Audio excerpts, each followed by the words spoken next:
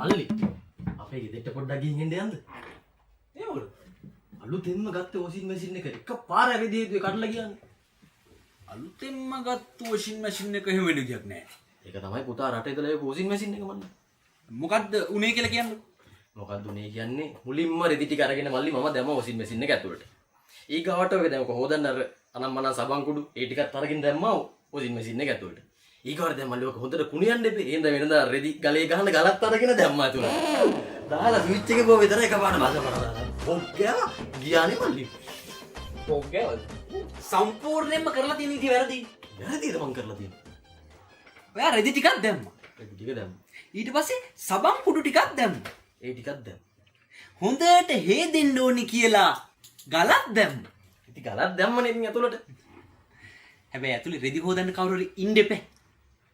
කවුද වෙන්දා රෙදි හොදන්නේ ගෙදර? නෝනා තමයි හොදන්නේ. ගල දාපු ගමන්ම නෝනක් දාන්න ඕනේ. අඩේ නෝනක් දාන්නද ඇතුළට? නෝනක් දාන්න. රෙදි හොදන්න. ඔව්. ඒ තිතුණා හැබැයි. නෝනාව දාලා බලලා වෙච්ච දෙයක් කියන්න. ඔයා කියන්න අනිවාර්යයෙන්. යන්නේ.